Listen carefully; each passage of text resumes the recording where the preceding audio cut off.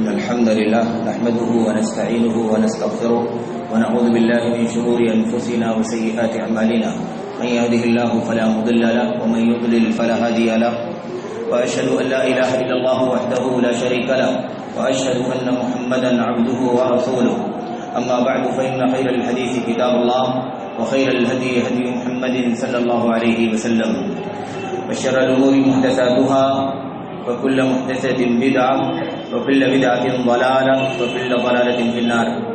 أعوذ بالله من الشيطان الرجيم. بسم الله الرحمن الرحيم. إن الذين اتخذوا العجل سينالهم غضب من ربهم وذلة في الحياة الدنيا. وقال عز من قائل إن الذين يحادون الله ورسوله أولئك في الأذلين.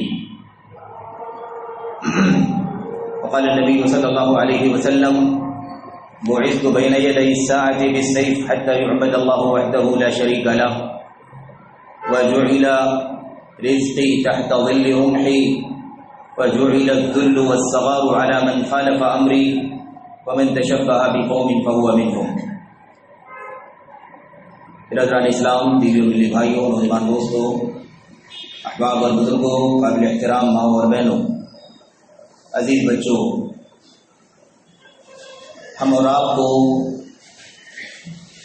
اللہ کے فضل و کرم سے، اس کی توفیق سے اگر اپنی امت کی تاریخ کا اور اس امت کے آغاز کا اچھی طرح سے اگر علم ہے تو ہم اچھی طرح سے اس بات کو جانتے ہیں کہ ہمارا ماضی بہت ہی روشن اور تابناک رہا ہے. ہماری تاریخ بہت ہی روشن رہی ہے. ہم نے، ہمارے اسلاف نے، نبی محمد صلی اللہ علیہ وسلم اور آپ کے صحابہ نے، ساتھیوں نے اس دنیا کے اندر ایمان کی بنیاد پر اور نبی رحمت صلی اللہ علیہ وسلم کی سنت اور سیرت کو اپنی زندگی میں نافذ کرنے کی بنیاد پر، ایمان کی قوت و صلابت اور عمل کی مضبوطی کی بنیاد پر توحید باری تعالی کو اپنی زندگی میں عملی طور پر نافذ کرنے کی وجہ سے اور نبی کریم صلی اللہ علیہ وسلم کی سیرت کو اپنی زندگی میں عملی جامہ پہنانے کے سبب ظاہر اور باطن کی اصلاح کے نتیجے میں تقوی و طہارت اور ایسے ہی نیکی اور شرافت کی بنیاد پر، اچھے اخلاق، اچھے کردار کی بنیاد پر، اچھے معاملات کے ساتھ زندگی گزارنے کی بنیاد پر اس دنیا میں بہت ہی زیادہ شاندار اور عظمت و شان و شوکت کی زندگی گزاری. ہماری تاریخ ہمارے سامنے، ہماری ذمہ داری ہے کہ اپنی ماضی کا مطالعہ کریں، اپنے پاسٹ کا جائزہ لیں اور دیکھیں کہ ہمارے اسلاف نے اس دنیا میں کیسی زندگی گزاری. انہیں اللہ تبارک و تعالیٰ کا کلام میسر آیا، نبی کریم صلی اللہ علیہ وسلم کی سنت اور آپ کی زندگی کے روز و شب میسر آئے، انہوں نے اپنی زندگیوں میں نافذ کر لیا اور اس کی وجہ سے اللہ تبارک و تعالیٰ نے انہیں کس قدر عظمت کی زندگی جینے کی توفیق عطا فرمائی. ان کی شان و شوکت والی زندگی تاریخ میں لکھی ہوئی، ان کی سیرت میں درج ہے. ہماری ذمہ داری ہے کہ ہم اسے پڑھیں اور جانیں اور پتہ لگائیں کہ آخر وہی کتاب قرآن کریم ان کی بھی زندگی میں اور اللہ کے نبی علیہ السلام کی وہی سنت ہی ان کی زندگی میں تھی. اور آج ہمارے سامنے بھی قرآن کریم موجود ہے، نبی کریم صلی اللہ علیہ وسلم کی سنت موجود ہے. امت کے سلف صحابہ کرام، تابعین اور تبع تابعین کی پوری سیرت اور ان کی تاریخ ہمارے درمیان موجود ہے. ہم اسے پڑھتے ہیں، اسے ہم جانتے ہیں، اس کا علم ہمارے پاس ہے، لیکن کیا وجہ ہے کہ ہماری اور ان کی زندگیوں میں زمین و آسمان کا انتر اور فرق دکھائی دیتا ہے. وہ عزت کی زندگی جیا کرتے تھے، وہ شان و شوکت کی زندگی جیا کرتے تھے، وہ آنکھ اٹھا کر کی زندگی جیا کرتے تھے، اور ہم ذلت کی، پسپائی کی اور اسی طرح سے دستے لگر بن کر کی زندگی گزار رہے ہیں. ان کے روپ سے قیس و کسریٰ کے ایوانوں میں زلزلے آ جایا کرتے تھے، اور ہم اس قدر مرعوب ہیں کہ ہماری صبح و شام کس قدر خوف اور ہراس میں گزرتی ہے کہ اسے بیان بھی نہیں کیا جا سکتا۔ کیا وجوہات ہے میرے بھائیوں، کیا اسباب ہیں؟ ہمارا ماضی عزت کا تھا، ہمارا ماضی شان و شوکت کا تھا، ہم شاندار ماضی گزار چکے ہیں، ہمارے اسلاف نے شاندار زندگی گزاری ہے۔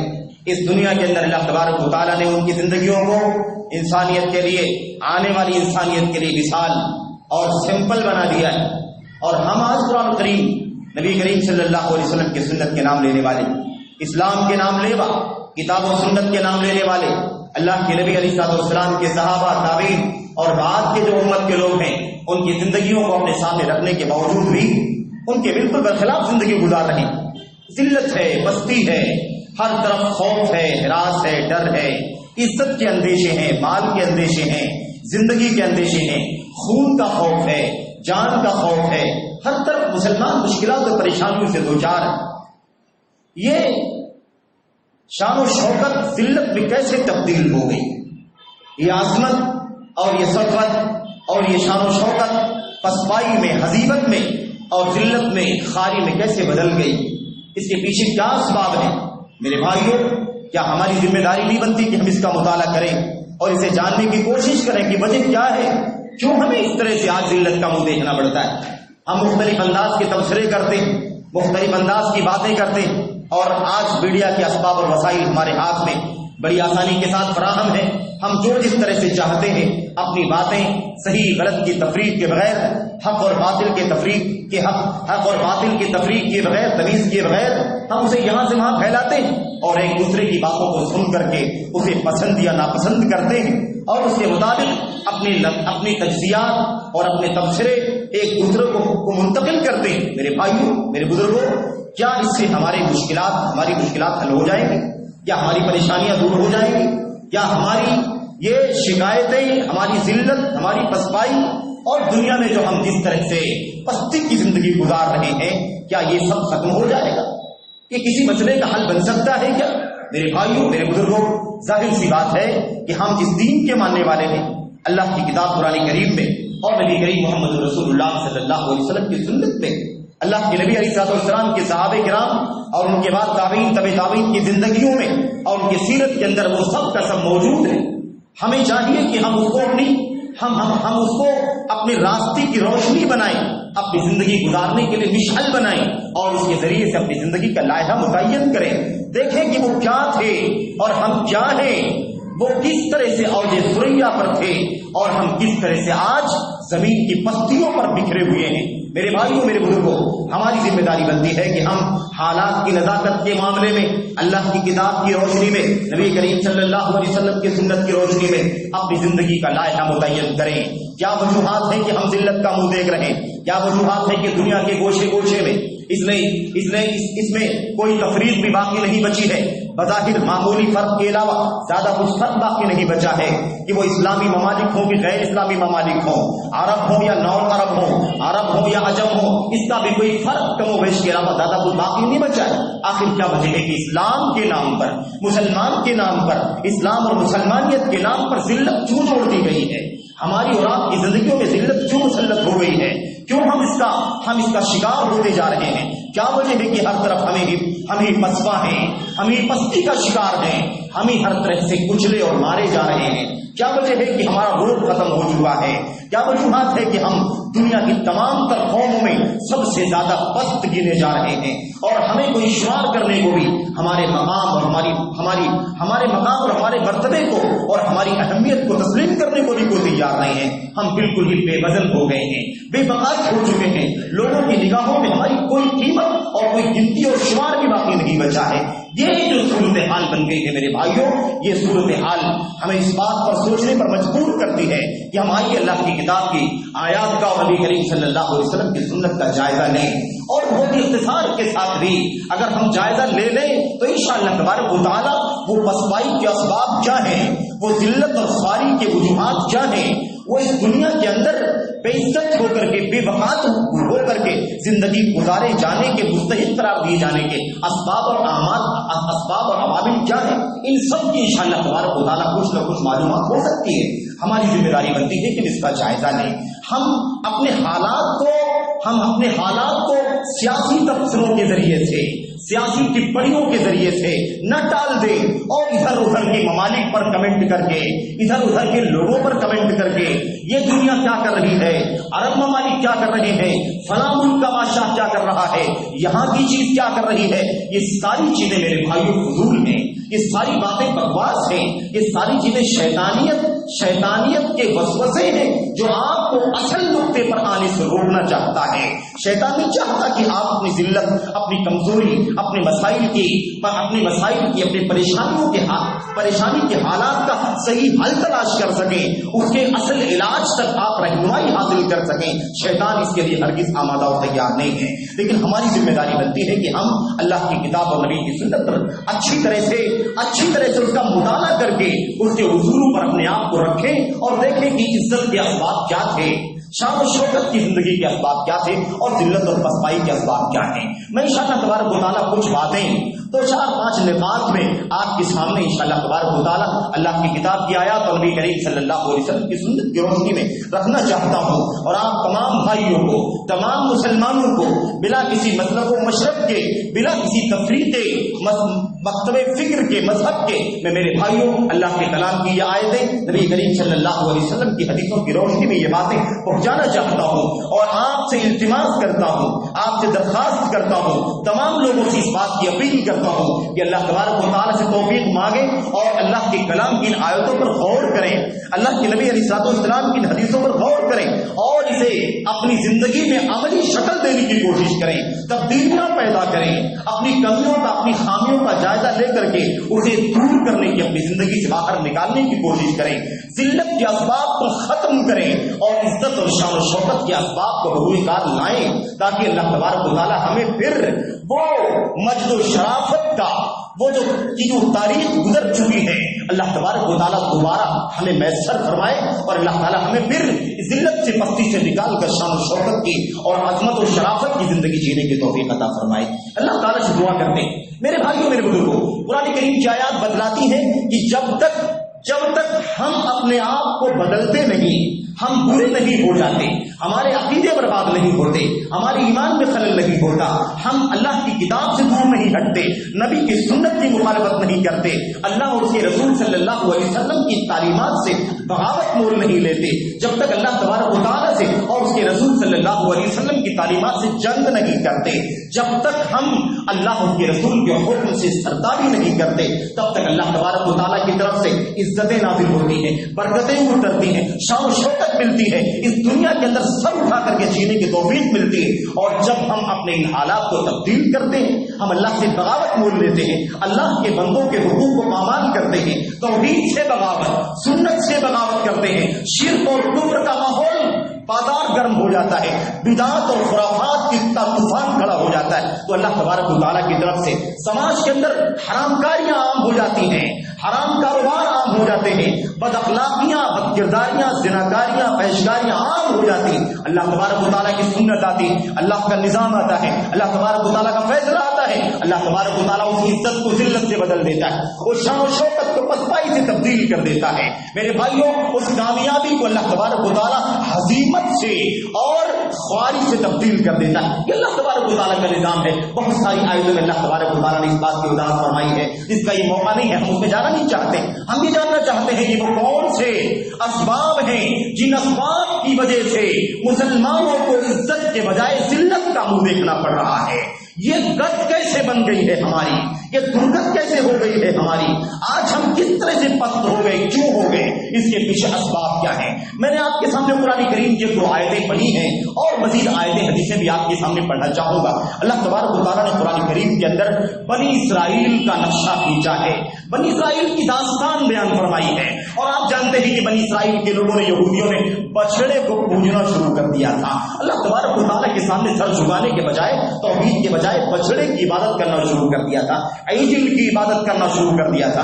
اللہ تبارک و تعالیٰ قرآن کریم میں فرماتا ہے، اور آپ غور کریں، یہ پہلا سبب ہے اسلام کے اسلام کے ماننے والوں مسلمانوں کو اگر ذلت کا منہ دیکھنا پڑ رہا ہے، اگر پسپائی کا منہ دیکھنا پڑ رہا ہے، دنیا میں یہ بے وقت ہو چکے ہیں، ان کی کوئی قیمت باقی نہیں بچی ہے۔ تو اس کا سب سے بڑا سبب یہ ہے، اس ذلت کا، رسوائی کا، اس پستی کا، بے وقاتی کا سب سے پہلا اور سب سے بڑا سبب یہ ہے کہ اس امت نے توحید کو چھوڑ کر کے شرک کو گلے لگا لیا ہے، سنت کو چھوڑ کر کے بدعت کو گلے لگا لیا ہے۔ ان کی زندگی کے اندر توحید خالص ختم ہوتی جا رہی ہے، ان کی زندگی کے اندر شرک کا ماحول بنتا جا رہا ہے، اور روز بروز دن بدن شرک بڑھتا ہی چلا جا رہا ہے۔ بدعت کا خاتمہ ہونے کے بجائے بدعت میں روز بروز ترقی ہوتی جا رہی ہے۔ نت نئی بدعت بھی نئی نئی نکلتی ہیں، اور جو بدعت چل رہی ہیں اس کے منانے میں، اس پر عمل کرنے میں اور زیادہ جوش، اور زیادہ جذبہ، اور زیادہ رنگینیاں اس کے اندر جڑتی چلی جا رہی ہیں۔ میرے بھائیوں، اگر امت کے اندر شرک جگہ بنا لے، اگر بدعتیں جگہ بنا لے، اگر توحید میں خلل آ جائے اور سنت کے اندر خلل پیدا ہو جائے، یاد رکھو پھر اس امت کا مقدر میرے بھائیوں ذلت اور پسپائی کے سوا کچھ نہیں ہو سکتا۔ اللہ تبارک و تعالیٰ فرماتا ہے، اللہ کے کلام کی آیتوں پر غور کرنے کی ضرورت ہے، بہت زیادہ تفصیلات میں بھی ہمیں نہیں جانا ہے، آیات کے معانی پر غور کریں، آیات کے ترجمے کو دیکھیں، اس کا واضح جو معنی ہے اسے سمجھنے کی کوشش کریں۔ اللہ تبارک و تعالیٰ فرماتا ہے، ان الذین اتخذوا العجل سینالهم غضب من ربهم وذلۃ فی الحیاۃ الدنیا۔ اللہ تبارک و تعالیٰ فرماتا ہے، یاد رکھو جن لوگوں نے اللہ کی توحید سے سمجھوتا کر لیا، اللہ تبارک و تعالیٰ پر سچا ایمان رکھنے کے بجائے، اللہ کی توحید کے بجائے، اللہ تبارک و تعالیٰ کے لیے اخلاص عبادت کے بجائے، جن لوگوں نے اللہ کو چھوڑ کر کے بچڑے کی پوجا کرنا شروع کر دیا، اتخذوا العجل، جن لوگوں نے بچڑے کو معبود بنا لیا، اللہ تبارک و تعالیٰ فرماتا ہے سینالهم غضب من ربهم، انہیں ضرور بھی ضرور بہت جلد اللہ کا غضب آ گھیرے گا، اللہ کا غضب اترے گا ان کے اوپر، اللہ کا غصہ اترے گا، اللہ کی مار پڑے گی ان کے اوپر۔ یہ تو اللہ تبارک و تعالیٰ کا غضب اترے گا۔ اب اللہ کا غضب اترے گا تو کہاں اتر جائے، کیسے اتر جائے، کہاں اس کا اثر پڑ جائے، ہماری زندگی کا کون سا حصہ متاثر ہو جائے کچھ نہیں کہا جا سکتا۔ ہماری روزی متاثر ہو جائے، ہماری صحت متاثر ہو جائے، ہمارا عمل متاثر ہو جائے، ہماری روزمرہ کی زندگی متاثر ہو جائے، اور سب سے پہلے ہمارا دین متاثر ہو جائے، ہمارا عقیدہ متاثر ہو جائے، ہماری تہذیب، ہمارا تمدن اور ہمارا کلچر متاثر ہو جائے، کہاں اس کا اثر پڑ جائے، اللہ کا غضب جہاں اترے کچھ کہاں نہیں جا سکتا۔ اللہ تعالیٰ فرماتا ہے، اللہ تبارک و تعالیٰ کا غضب پکڑے گا، سینالهم غضب من ربهم وذلۃ فی الحیاۃ الدنیا، اور دنیاوی زندگی میں ذلت اور رسوائی پکڑ لے گی انہیں۔ جو لوگ اللہ کی توحید سے سمجھوتا کریں گے، جو لوگ اللہ کے در کو چھوڑ کر کے اللہ کی وحدانیت کے بجائے، ایک اللہ کے سامنے سر جھکانے کے بجائے دسیوں، بیسوں، سینکڑوں اور ہزاروں غیر اللہ کے سامنے سر ٹیکنا شروع کر دیں گے، یاد رکھو سینالهم غضب من ربهم وذلۃ فی الحیاۃ الدنیا، اللہ تبارک و تعالیٰ کے غضب کی مار پڑے گی اس قوم کو، اور دنیا میں دنیاوی زندگی میں عزت نہیں ملے گی۔ اللہ فرماتا ہے ذلۃ فی الحیاۃ الدنیا، دنیاوی زندگی میں ذلت پکڑے گی، وَكَذَلِكَ نَجْزِي الْمُفْتَرِينَ۔ اللہ تبارک و تعالیٰ فرماتا ہے، یہ معاملہ کوئی یہ نہ سمجھے کہ بنی اسرائیل کے بارے میں کہا جا رہا ہے، یا اہل کتاب کے بارے میں کہا جا رہا ہے، یہ حضرت موسیٰ علیہ السلام کی قوم کے بارے میں کہا جا رہا ہے۔ وَكَذَلِكَ نَجْزِي الْمُفْتَرِينَ، اللہ فرماتا ہے یہ ہمارا طریقہ ہے، یہی ہماری سنت ہے، یہی ہمارا دنیا میں نظام ہے۔ وَكَذَلِكَ نَجْزِي الْمُفْتَرِينَ، اس کام کے کرنے والوں کو، ایسی حرکت کرنے والوں کو، اللہ کی توحید سے سمجھوتا کرنے والوں کو، شرک میں ڈوبنے والوں کو، بدعقیدگی میں گھومنے والوں کو، در در کے سامنے در در پر سر جھکانے والوں کو، ان کا انجام کیا ہوگا؟ وَكَذَلِكَ نَجْزِي الْمُفْتَرِينَ، سب کا یہی انجام ہوگا، سب کا یہی بدلہ ہوگا۔ وہ کسی کی بھی امت ہو، وہ کوئی بھی قوم ہو جائے، سب کے ساتھ ایک نظام ہے اللہ تبارک و تعالیٰ کا۔ وَكَذَلِكَ نَجْزِي الْمُفْتَرِينَ، اللہ تبارک و تعالیٰ اس طرح کا جھوٹ، شرک سے بڑا جھوٹ دنیا میں کوئی نہیں ہے، بدعقیدگی سے بڑا، اللہ کے در کو چھوڑ کر کے غیروں کے سامنے سر جھکانے سے بڑا اس دنیا میں کوئی جھوٹ نہیں ہو سکتا۔ اللہ فرماتا ہے اس سے زیادہ جھوٹ، اس سے بڑا جھوٹ نہیں ہو سکتا، اور تمام جھوٹوں کو دنیا میں کسی بھی قوم کے لوگ ہوں، محمد الرسول اللہ کی قوم کیوں نہ ہو، آپ کی امت کیوں نہ ہو, آپ کی ملت کیوں نہ ہو, اللہ تبارک و تعالیٰ فرماتا ہے وَكَذَلِكَ نَجْزِي الْمُحْسِنِينَ, سب کا یہی بدلہ ہوگا, سب کا یہی انجام ہوگا. امام طبری رحمۃ اللہ علیہ فرماتے ہیں اللہ تعالیٰ یہ فرما رہا ہے جن لوگوں نے اللہ کو چھوڑ کر کے بچڑے کو پوجنا شروع کر دیا, بچڑا مقصد نہیں ہے اللہ کو چھوڑ کر کے غیر اللہ کو پوجنا, وہ قبر بھی ہو سکتا ہے, وہ دیوی دیوتا بھی ہو سکتے ہیں, وہ مزارات بھی ہو سکتے ہیں, وہ سونے چاندی تانبے پیتل کے دیوی دیوتا بھی ہو سکتے ہیں, وہ انسان کا اپنا نفس بھی ہو سکتا ہے, کچھ بھی ہو سکتا ہے. میرے بھائیوں, غیر اللہ کی پوجا کرنے والے, ان کے سامنے سر جھکانے والے, امت میں اگر شرک آ گیا ہے, امت میں اگر بدعت آ چکی ہے, یاد رکھو ذلت کا رسوائی کا سب سے بڑا سبب یہی ہے. اور یاد رکھو میں آپ کو بتا دوں, آپ یہ نہ سمجھیں کہ دنیا میں بڑے بڑے بدعت کے کام کرنے والے, ان کے جھنڈے دیکھ لو سب سے اونچے ہیں, ان کے کنب میں سب سے زیادہ تیز ہیں, ان کے اسٹیج بڑے اونچے ہیں, ان کے نام بڑے اونچے ہیں. یاد رکھو میرے بھائیوں, یہ ظاہری چیزیں ان کے پیچھے نہ جاؤ, ان کے پیچھے نہ جاؤ. امام شاطبی رحمۃ اللہ علیہ نے کہا تھا یہ کتنے بھی شان و شوکت والے بظاہر دکھائی دے, ان کا جھنڈا کتنا بھی اونچا ہو, ان کے اسٹیج کتنے اونچے ہو جائیں, ان کا نام کتنا اونچا ہو جائے, ان کی بانگ کتنی اونچی ہو جائے, لیکن یاد رکھو ذلت ان کے چہرے پر لکھی ہوئی ہے, ان کے پیشانی پر ذلت مسلط کر دی گئی ہے. کیوں؟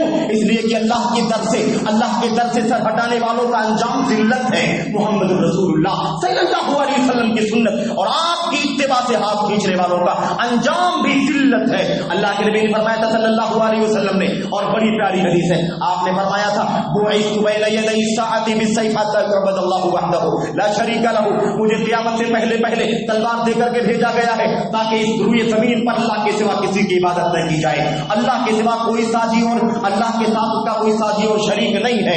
جب تک یہ عقیدہ نہ بن جائے مجھے اس لیے بھیجا گیا ہے. اور اللہ کے نبی نے فرمایا وَجُعِلَ رِزْقِي تَحْتَ ظِلِّ رُمْحِي, اور میری روزی میرے نیزے کے سائے میں رکھی گئی ہے.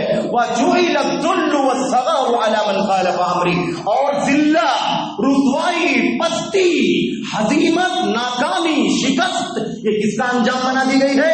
من خالف امری, جو میرے حکم کی مخالفت کرنے والے, سنت کی مخالفت کرنے والے, نبی کے حکم کی مخالفت کرنے والے. میرے بھائیوں یاد رکھو اللہ کے نبی نے فرمایا ذلت و رسوائی ان کا مقدر بنا دی گئی ہے. وہ لاکھ کوشش کریں, جتنے بھی ہتھ کنڈے اپنائیں, جتنے بھی راستے اپنائیں, سیاست کا راستہ اپنائیں, مال کا راستہ اپنائیں, دولت کا راستہ اپنائیں, منصب حاصل کر کے عزت حاصل کرنے کی کوشش کریں, یاد رکھو حکم رسول کی مخالفت کرنے کی وجہ سے ذلت و رسوائی ان کے اوپر مسلط کر دی گئی ہے, اس سے وہ نہیں نکل سکتے. تو یاد رکھو میرے بھائیوں, آج دنیا کے اندر حکم رسول کی مخالفت کا معاملہ, سنت رسول کی مخالفت کا معاملہ صرف بدعتوں سے نہیں ہوتا.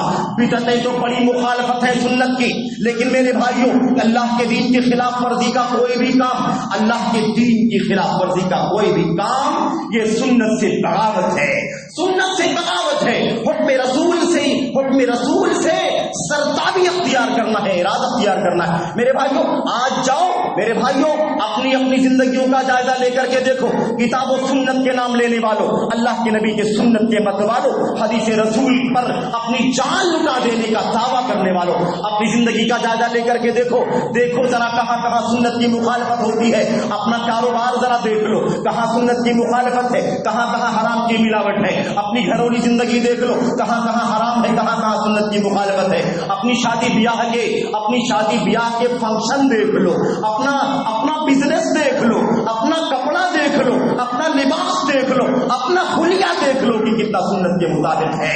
جُعِلَ الذُّلُّ وَالصَّغَارُ عَلَى مَنْ خَالَفَ أَمْرِي, میری سنت کی مخالفت کرنے والا, میری حکم کی مخالفت کرنے والا, ذلت اور رسوائی اس کا مقدر بنا دی گئی ہے. دنیا میں عزت نہیں مل سکتی تو توحید کا جہاں خلل ہوگا, سنت سے بغاوت جہاں پر بھی ہوگی, یاد رکھو وہاں عزت نہیں مل جائے گی, مل سکتی ذلت ملے گی. اللہ تبارک و تعالیٰ نے قرآن کریم کے اندر ارشاد فرمایا ان الذین یحادون اللہ ورسولہ اولئک فی الاذلین, كتب الله لأغلبن أنا ورسولي إن الله قوي عزيز. اللہ تبارک و تعالیٰ فرماتا ہے سورۃ المجادلہ کے اندر، اور سنو غور سے، اللہ فرماتا ہے ان الذين يحادون الله ورسوله، جو لوگ اللہ تبارک و تعالیٰ سے اور اس کے رسول صلی اللہ علیہ وسلم سے جنگ لڑتے ہیں، اللہ اور اس کے رسول کی مخالفت کرتے ہیں، ٹکراتے ہیں، لڑتے ہیں اللہ کے رسول صلی اللہ علیہ وسلم کے حکم سے اور کے فرمان سے، اللہ فرماتا ہے اولئک فی الاذلین، یہ سب سے ذلیل لوگ ہیں، سب سے پست لوگ ہیں. ذلیل نہیں ہے بلکہ اذل ہے، یہ سب سے زیادہ نچلے لوگ ہیں، سب سے زیادہ کھسے پٹے کچلے مارے ہوئے بنا دیے جائیں گے، کیونکہ یہ اللہ سے اور اس کے رسول صلی اللہ علیہ وسلم کے حکم سے بغاوت کرتے ہیں اور اس سے لڑنے کی کوشش کرتے ہیں. اور آپ کو ایک مثال دے کر کے بتاتا ہوں، اس کی مثالیں تو بہت ساری ہیں لیکن خود قرآن کریم فرماتا ہے، قرآن کریم فرماتا ہے آج دنیا کے اندر مال کی بنیاد پر ہوس ہے، مال کی ہوس، مال کی لالچ، حرام حلال کی تفریق ختم ہوتی جا رہی ہے، تیزی کے ساتھ لوگ حرام کی طرف بڑھتے چلے جا رہے ہیں. حرام ہو کہ حلال ہو اس کی کوئی تفریق نہیں، انسان مال کی طرف میں لگا ہوا ہے، انسان مال جمع کرنے کے پیچھے لگا ہوا ہے. اللہ کے نبی نے فرمایا تھا میری امت کا فتنہ مال ہے، مال کی وجہ سے امت بہت زیادہ گمراہی میں، بہت زیادہ پستی میں چلی جائے گی، اس کا نتیجہ، اس کا انجام بہت برا ہو جائے گا. اللہ تبارک و تعالیٰ قرآن کریم کے اندر سود خورے کے بارے میں فرماتا ہے، سود کے لین دین کرنے والوں کے بارے میں فرماتا ہے. اللہ تعالیٰ فرماتا ہے فَإِن لَّمْ تَفْعَلُوا وَإِن لَّمْ تَفْعَلُوا فَاعْذَرُوا بِحَرْبٍ مِّنَ اللَّهِ وَرَسُولِهِ. اگر یہ لوگ سود سے، انٹرسٹ سے باز نہیں آتے، سود کے لین دین سے، سود کے کاروبار سے، سودی کاروبار کرنے والوں کے ساتھ ڈیل اور معاملات کرنے سے اگر بات نہیں آتے اور سود سے توبہ کرنے کے ٹائم راس المال کے سوا سود کی رقم اگر چھوڑنے کے لیے تیار نہیں ہے فَأْذَنُوا بِحَرْبٍ مِّنَ اللَّهِ وَرَسُولِهِ. تو یاد رکھو کہ جن کو بتا دیا جائے کہ یہ لوگ اللہ تبارک و تعالیٰ سے اور اس کے رسول صلی اللہ علیہ وسلم سے جنگ کا اعلان کر رہے ہیں، اعلان جنگ کر رہے ہیں، ہم نہیں چھوڑیں گے، حکم رسول کی مخالفت کریں گے، حکم الہی کی مخالفت کریں گے، ہمیں مال کی ضرورت ہے، ہم حلال حرام کی تمیز نہیں کریں گے. میرے بھائیوں آپ یاد کریں جو اللہ سے اس کے رسول سے لڑتے ہیں، اللہ اس کے رسول سے بغاوت کرتے ہیں، اولئک فی الاذلین، وہ نہایت ذلیل اور پست قسم کے لوگوں میں سے. اللہ تعالیٰ فرماتا ہے کتب اللہ لأغلبن انا ورسولی، اللہ تعالیٰ نے یہ بات لکھ رکھی ہے، اللہ نے یہ طے کر دی ہے لأغلبن انا ورسولی کہ میں ہی غالب رہوں گا. اللہ سے آگے کوئی نہیں جا سکتا، اللہ کو کوئی عاجز نہیں کر سکتا، اللہ کو کوئی نہیں ہرا سکتا، اللہ کبھی مغلوب نہیں ہو سکتا. لأغلبن انا ورسولی، میں ضرور بھی ضرور غالب ہو کر کے رہوں گا اور میرے رسول غالب ہو کر کے رہیں گے. اور میرے بھائیوں یہ بات بار بار کہی گئی ہے، بار بار سمجھائی جا رہی ہے کہ عزت، شان و شوکت اللہ تبارک و تعالیٰ کے لیے ہے، اس کے رسول کے لیے ہے اور اس کے رسول پر ایمان لانے والوں کے لیے ہے. میں آپ سے عرض کرنا چاہتا ہوں کہ دنیا میں اگر ذلت کی زندگی سے بچنا ہے، عزت کی زندگی جینا ہے، شان و شوکت کی زندگی جینا ہے تو کوئی تبصرہ ٹپڑی کرنے سے کوئی فائدہ نہیں، ایران کی توران کی باتیں کرنے سے کوئی فائدہ نہیں، دنیا کی ویب سائٹوں سے، دنیا کے گروپ سے، دنیا کے سوشل میڈیا کے نیٹ ورک سے جڑ کر کے بکواس کرنے سے کوئی فائدہ. نوجوانوں خاص طور پر سن لو، حاصل ہونے والا نہیں ہے. اگر اپنے آپ کو ذلت سے نکالنا چاہتے ہو تو پلٹو اللہ کی طرف، پلٹو اس کے رسول صلی اللہ علیہ وسلم کی طرف. میرے بھائیوں جب تک ہم اللہ کے دین پر اس طرح سے عمل کرنے والے نہیں بن جائیں گے جو اللہ کو منظور ہے، جو اللہ کو مطلوب ہے، تب تک ہماری ذلت کا خاتمہ نہیں ہو سکتا ہے. یاد رکھو اللہ کے نبی محمد رسول اللہ صلی اللہ علیہ وسلم نے فرمایا تھا اذا تبایعتم، روایت ابن عمر کی ہے غالباً رضی اللہ تعالیٰ عنہ، فرماتے ہیں اذا تبایعتم بالعین واخذتم اذناب البقر ورضیتم بالزرع وتركتم الجهاد سلط الله عليكم ذلا لا ينزعه عنكم حتى ترجعوا الى دينكم. सुनो गौर से, अपने अपने गिरेबान में झांक करके देखो, अपने अपनी जिंदगी का जायजा लेकर के देखो। हम सबकी जिम्मेदारी है कि अपने अपने गिरेबान में झांक करके देखें हमारी जिंदगी में क्या कुछ बुराइयां पाई जाती हैं, कहां कहां अल्लाह की मुखालिफत है, हुक्म रसूल की मुखालिफत है, इबादत अकाइद से लेकर के, इबादत से लेकर के मुआमलात, लेन देन, अखलाक, किरदार, जिंदगी के सारे पहलुओं पर अपने गिरेबानों में झांक करके देखो। अल्लाह फरमाता है इदा तबायातुम, अल्लाह के नबी फरमाते हैं इदा तबायातुम बिल ईना, जब तुम ईना की कारोबार करोगे, ईने का कारोबार एक सूदी लेन देन का कारोबार है जो दो लोगों के बीच में हैंडल किया जाता है, मौका नहीं है उसकी वजाहत करने का। जब तुम सूद का हराम कारोबार करोगे, कोई भी हराम कारोबार करोगे, सूदी हो या गैर सूदी, अल्लाह के भी फरमाते हैं वो तुम अजनाबल बकर, और तुम जानवरों की तुम पकड़ करके खड़े रहोगे। अल्लाह के दीन से तुम्हें लेना देना नहीं। खेती बाड़ी जो जानवरों का पाल पोषण करते हैं उनको मुखातब किया कि वो अपनी जानवरों के तुम पकड़ करके खड़े रहते हैं, उसको बढ़ाने, उसकी पाल पोष करने और उसमें तिजारत और पैसा कमाने के पीछे लगे रहते हैं। अल्लाह के नबी फरमाते हैं वरज़ीतुम बिस्ज़रअ, और तुम खेती बाड़ी से खुश रहोगे। हमारी खेती में बड़े गल्ले, बड़ी अच्छी फसल आई है, बड़े अनाज पैदा हो रहे हैं, बड़ी इनकम होगी, बड़ी फरावानी होगी। अल्लाह के नबी फरमाया वरज़ीतुम बिस्ज़रअ, और तुम अपनी अच्छी खेती बाड़ी से खुश रहोगे।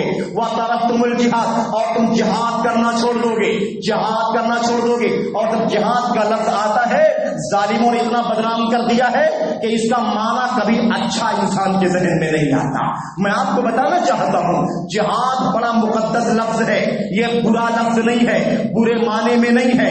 लोगों ने, अपनों ने, परायों ने इसे गलत माने में इस्तेमाल कर लिया, इसलिए ये लफ्ज बदनाम हो गया। वरना जिहाद का माना बताते हुए मुहम्मद रसूलुल्लाह सल्लल्लाहु अलैहि वसल्लम फरमाते, आज अपने नौजवान ये नादान, ये नाबलद, ये बावले नहीं समझते कि जिहाद का माना क्या है। जिहाद का लफ्ज सुनते हैं तो मार धाड़, कत्ल वारतगिरी, दंगा, फितना, फसाद, आतंक, इसके सिवा कुछ समझ में नहीं आता है इनको।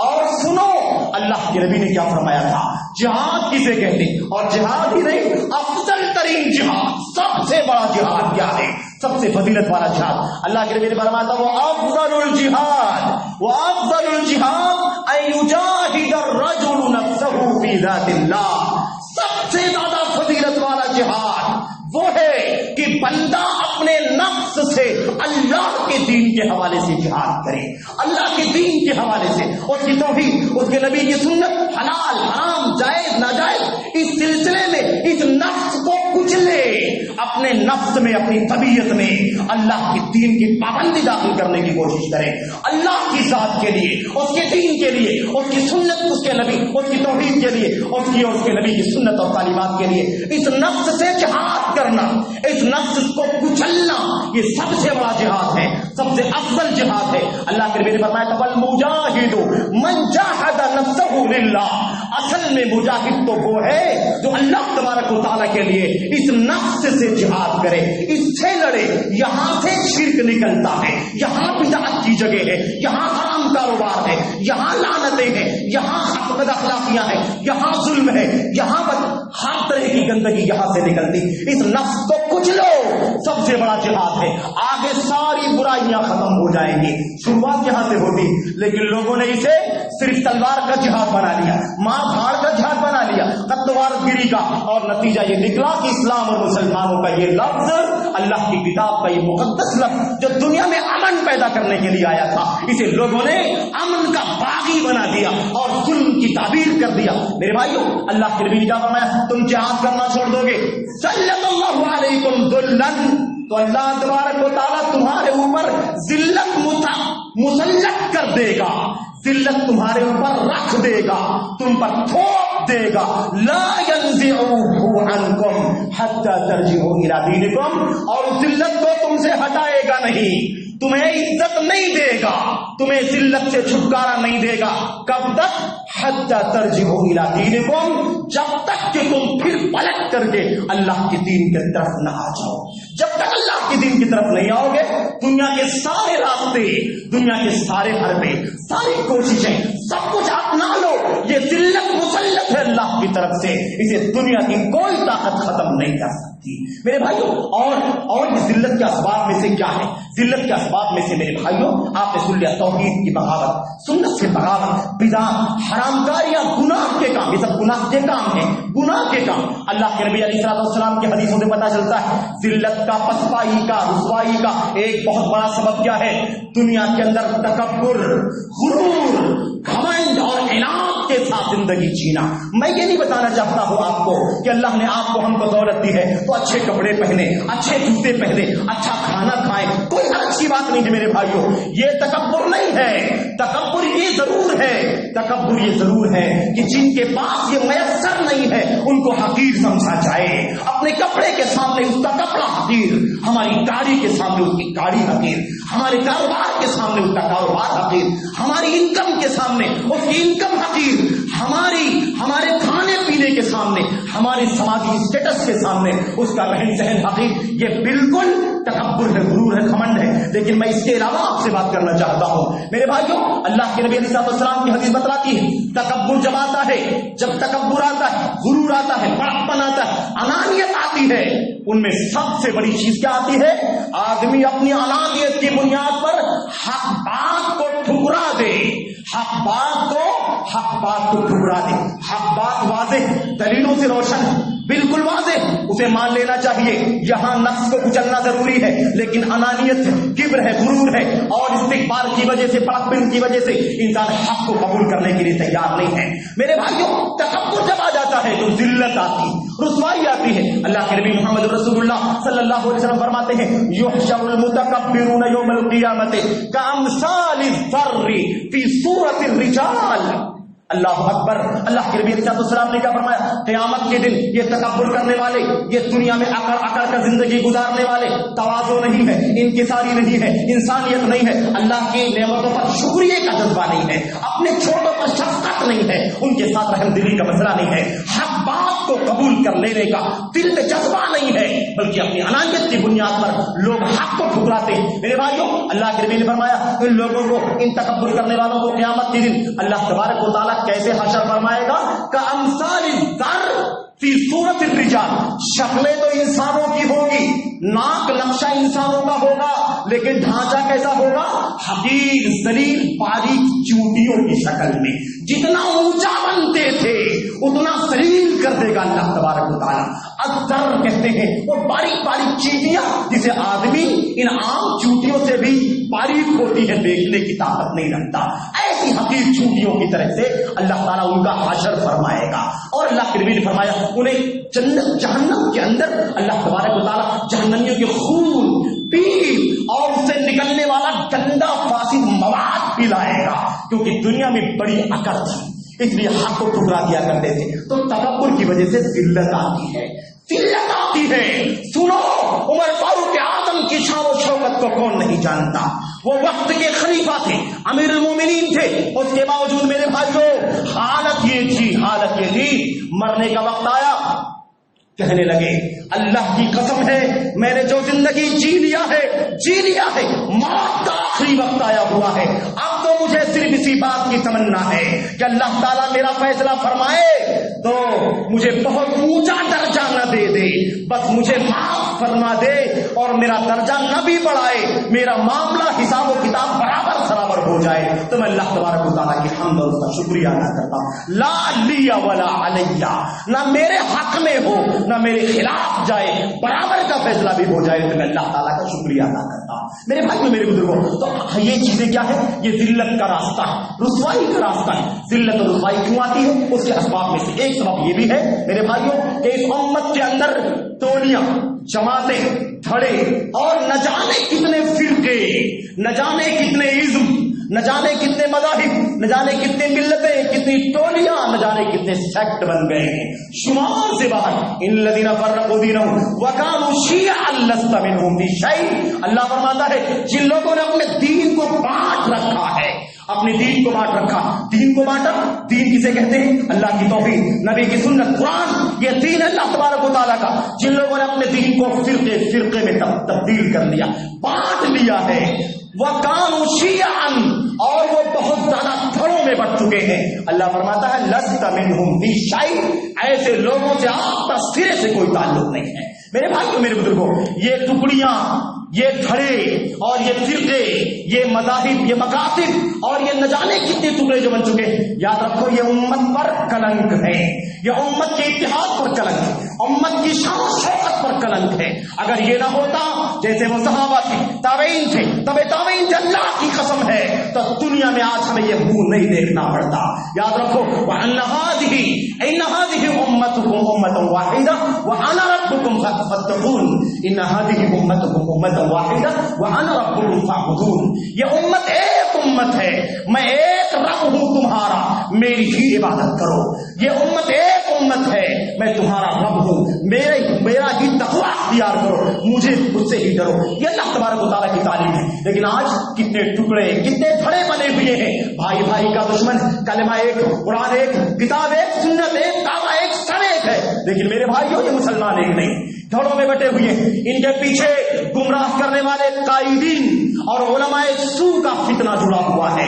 یہ اپنے مقاصد کے لیے، چودراہٹوں کے لیے امت کو بانٹ رکھے ہوئے ہیں. اس لیے اللہ کے نبی علیہ السلام نے فرمایا تھا مجھے اپنی امت کے بارے میں ایک بہت بڑے خطرے کا اندیشہ ہے، اور اتنا بڑا اندیشہ ہے کہ اتنا اندیشہ مجھے دجال کا بھی نہیں ہے. صحابہ نے پوچھا اللہ کے نبی وہ کون سا اندیشہ ہے جو آپ کو دجال سے بھی زیادہ ہے اپنی امت کے بارے میں؟ اللہ کے نبی نے فرمایا الائمۃ المضلون، امت کو گمراہ کرنے والے قائدین، علماء سو جنہوں نے بانٹا ہے، ٹکڑوں میں بانٹ رکھا ہے امت کے لوگوں کو. میں بتانا یہ چاہتا ہوں اللہ تبارک و تعالیٰ فرماتا ہے اگر ایک نہ رہے تو ذلت ملے گی، اگر ایک نہ رہے تو عزت نہیں مل سکتی. ایک ہو جائے تو بن سکتے ہیں خورشید مبین، ورنہ ان بکھرے ہوئے تاروں سے کیا بات بنے. اللہ تبارک و تعالیٰ فرماتا ہے وَأَطِيعُوا اللَّهَ وَالرَّسُولَ وَأَطِيعُوا اللَّهَ وَرَسُولَهُ. اللہ اکبر. اللہ نے کیا فرمایا آگے؟ سنو غور سے، یہ اصل تعلیم ہے، اور پہلے اللہ کی اطاعت، رسول کی اطاعت بتا دی گئی ہے. یہیں سے اتحاد ہو سکتا ہے، اس کے سوا اتحاد کی کوئی شکل نہیں ہے. اس کے سوا دھڑبندیاں، پارٹی بندیاں، فرقے ٹولیاں، اس کا خاتمہ نہیں ہو سکتا ہے. میرے بھائیوں، اللہ تبارک و تعالیٰ نے فرما دیا اللہ کی اطاعت کرو، اس کے رسول صلی اللہ علیہ وسلم کی اطاعت کرو. اور اللہ نے فرمایا میرے بھائیوں اگر تم ایک نہیں ہو گئے، اگر تم ایک نہیں ہو گئے تمہارا انجام کیا ہوگا؟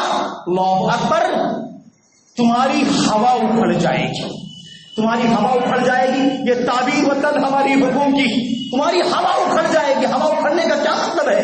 تم بالکل بے ساکھ ہو جاؤ گے، سب کچھ سجایا، تمہارا ملک، تمہارا وطن، تمہارے گھر، تمہارے کاروبار، تمہارا سب کچھ سجا ہوا ہوگا، لیکن تمہاری ہوا اکھڑ چکی ہوگی، تمہیں ٹھہرنے کی بھی ہمت نہیں ہوگی. میرے بھائیوں فتفشلوا وتذهب ريحكم، پسپا ہو جاؤ گے، تمہاری ہوا ٹوٹ جائے گی. اللہ تبارک و تعالیٰ نے فرما دیا بکھرنے کا نتیجہ یہ نکلتا ہے. اور آخری بات اور کہنا چاہتا ہوں، پھر بات ختم کر دوں گا. اللہ تبارک و تعالیٰ کے کلام کی آیت کی روشنی میں اور بہت سارے اسباب ہیں ذلت کے پسپائی کے، ایک بہت بڑا سبب قرآن میں بیان کیا گیا ہے. مسلمانوں نے اپنی توحید سے سمجھوتا کیا، سنت سے سمجھوتا کیا، اپنی تہذیب اور کلچر سے سمجھوتا کیا، اور دھیرے دھیرے دھیرے دھیرے غیروں کو اللہ کا پیغام پہنچاتے تو بہت اچھا ہوتا. اپنے کردار سے، اپنی زبان سے، اپنے رویے سے، ہر طرح سے اللہ کے بندوں کو اللہ کی توحید اور سنت کا پیغام پہنچایا جا سکتا تھا، لیکن ہم نے نہیں پہنچایا، بلکہ ہم نے دینے کے بجائے ہم نے لے لیا ان سے. یعنی ہم غیروں کے بیچ میں رہ کر کے میرے بھائیوں ہم اپنے آپ کو ایسا ڈھال چکے ہیں کہ ان سے محبت لگتی ہے، ان سے ولایت لگتی ہے، ان سے دوستی کا ہاتھ بڑھاتے ہیں ہم. آج یہ صورتحال ہو چکی ہے. اللہ تبارک و تعالیٰ قرآن کریم کے اندر فرماتا ہے اللہ اکبر، اللہ فرماتا ہے جو لوگ کافروں سے ولایت کرتے ہیں ان الذین یتولون الذین کفروا، جو لوگ اللہ تبارک و تعالیٰ کے باغیوں سے دوستی رکھتے ہیں، ان سے ولایت اور دوستی کا ہاتھ بڑھاتے ہیں، یاد رکھو انہیں ذلت کے سوا عزت نہیں مل سکتی ہے. اللہ کے بندوں کو اللہ کی توحید کا پیغام پہنچاؤ، سنت کا پیغام پہنچاؤ، उन्हें तौहीद की राह दिखाओ। आपके कारोबार में, आपके पड़ोस में, आपके रहन सहन में आपसे जैसे मुमकिन हो मेरे भाइयों अल्लाह के दीन का, तौहीद का पैगाम पहुंचना चाहिए। लेकिन हमने बजाय इसके कि हम अपनी तौहीद बांटते उन्हें, हम उन्हें देते, हमने उनका सब कुछ अख्तियार कर लिया। आज मुसलमानों के त्योहारों को देखो, आज गैरों के त्योहारों को देखो, बड़ी तादाद में मुसलमान शरीक होते हैं। मुसलमानों का, नौजवानों का जो तबका है उसे तो शऊर नहीं है, बहुत बेशऊरी पाई जाती है मेरे भाइयों। सूरत हाल ये है कि जैसे वो अपने त्योहारों में चाकू चौबंद होते हैं, ऐसे ही मुसलमानों का, नौजवानों का तबका भी चाकू चौबंद होता है। इन्हें हर त्योहार में आप आगे आगे झंडा उठा करके देखेंगे, और ये सब किस नाम पर है? ये सब रवादारी के नाम पर है, टॉलरेंस के नाम पर है, नरमी के नाम पर है, दोस्ती के नाम पर है, वतन के नाम पर है। मेरे भाइयों वतन के नाम पर वतन की दोस्ती होगी, अकीदे और ईमान की दोस्ती नहीं हो सकती है, तौहीद की सुन्नत की दोस्ती नहीं हो सकती है। इस मसले को समझ लेना चाहिए मेरे भाइयों, मेरे बुजुर्गों। तो असल बात मुझे ये कहनी है, हमारी जिंदगियों में इज्जत की जगह अगर जिल्लत आई है, पसवाई आई है, उसकी वजह यह है कि हमने अल्लाह तबारक व तआला की किताब और उसके नबी की सुन्नत की तालीमात को पसे कुछ डाल दिया है। अगर हम फिर से अपना माजी लौटाना चाहते हो, अपने आप को फिर जिल्लत से निकाल के शान शौकत की जिंदगी जिलाना चाहते हो, तो हमें पलटना होगा अल्लाह के दीन की तरफ, हमें रुजू करना होगा। हमें मौत से डरने के बजाय अपने आप को हमेशा तौहीद और सुन्नत के साथ अपने आप को तैयार रखना होगा। मौत तो आनी है, अकल हकीकत है, उसे कोई बच नहीं सकता, लेकिन तैयार रहो तौहीद और सुन्नत के साथ, मौत चाहे चला जाए। मेरे भाइयों अल्लाह से दुआ करते हैं कि अल्लाह तबारक व तआला हमें इज्जत की जिंदगी जीने की तौफीक अता फरमाए, अल्लाह अपने दीन की तरफ पलटने की तौफीक अता फरमाए। अल्लाहुम्मा रुद्दना इलैका रद्दन जमीला, अल्लाह तू हमें अपनी तरफ अच्छाई से लौटा ले। अल्लाह हमारे अंदर शिर्क की गुमराही है, बिदअत की गुमराही है, खुराफात है, हरामकारियां है, बदमामलात गंदे हैं, अखलाक गंदे हैं, सियासतें गंदी हैं, हम अंदर बाहर के हुकूक को पामाल करते हैं, अल्लाह के बंदगान के हुकूक को पामाल कर रहे हैं। अल्लाह तबारक व तआला तो हमें इन तमाम चीजों के में अल्लाह पे अपने दीन पर, अपने नबी की सुन्नत पर, तालीमात पर चलने की तौफीक अता फरमा। अल्लाह मुसलमानों की मदद फरमा, जहां भी मुसलमान दुनिया में जीते बसते हैं, अल्लाह ताला तू उन्हें उनके गुनाहों को माफ फरमा करके, उनके नादानों की नादानी को दरगुजर करके अल्लाह ताला उन्हें इज्जत की जिंदगी जीने की तौफीक अता फरमा। अल्लाह मुसलमानों की जान की, माल की, आबरू की हिफाजत फरमा। अल्लाह जो अल्लाह के दीन के दुश्मन है, जो अल्लाह के दीन के मुखालिफीन है, अल्लाह ताला उन्हें दीन की सही तालीमात पहुंचाने की तौफीक अता फरमा। अल्लाह उन्हें पॉजिटिव होने की तौफीक अता फरमा। अल्लाह तबारक व तआला हमें अपनी जिम्मेदारियां अपने बिरादरान वतन के हवाले से अदा करने की, अंजाम देने की तौफीक अता फरमा। अल्लाह तबारक व तआला इस दुनिया में जहां जुल्म है, जहां अनारकी है, अल्लाह ताला उसे अमन से आशी से तब्दील फरमा दे। जहां भी दुनिया में मुसलमान रहते हैं, बसते हैं, परेशान हाल है, मुसीबतों में, आजमाइशों में है, अल्लाह तबारक व तआला तू उनका मददगार और उनका हिमायती बन जा, तो उनका मुआविन बन जा। अल्लाह जिसका कोई मददगार नहीं है, तू ही मददगार है। अल्लाह हमने गलतियां जरूर की हैं, हमने खताएं जरूर की हैं, लेकिन अल्लाह हम तुझसे ही मांग सकते हैं, हमारा कोई डर नहीं है। अल्लाह तेरे सिवा जिसके सामने हम सर टेकेंगे, जिसके सामने हाथ फैलाएंगे, हमने सब कुछ गलत किया है, लेकिन मांगने के लिए हाथ तेरे ही सामने फैला रहे हैं। अल्लाह तुम्हारी मदद फरमा, और अल्लाह वतन के अंदर अमन और आज़ादी की फिजा कायम फरमा दे। अल्लाह अमन और सलामती का माहौल बना दे। अल्लाह तबारक व तआला जालिमों के दिलों में जुल्म की जो आग है, जुल्म की जो भट्टी जल रही है, उसे अल्लाह तबारक व तआला तसामुह की, सब्र की, और अल्लाह तबारक व तआला हमदर्दी से तब्दील फरमा दे। आमीन रब्बल आलमीन। व सल्लल्लाहु वसल्लम व बारक अला नबीना मुहम्मद व अला आलिहि व सह्बिहि अजमईन। अस्सलामु अलैकुम व रहमतुल्लाह।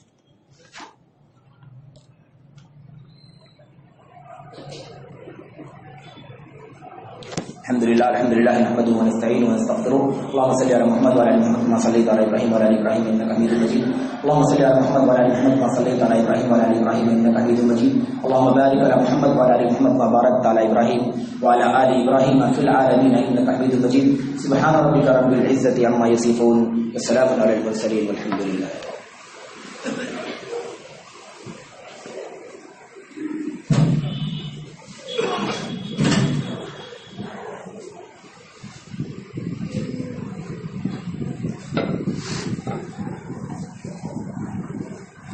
अल्लाहु अकबर, अल्लाहु अकबर।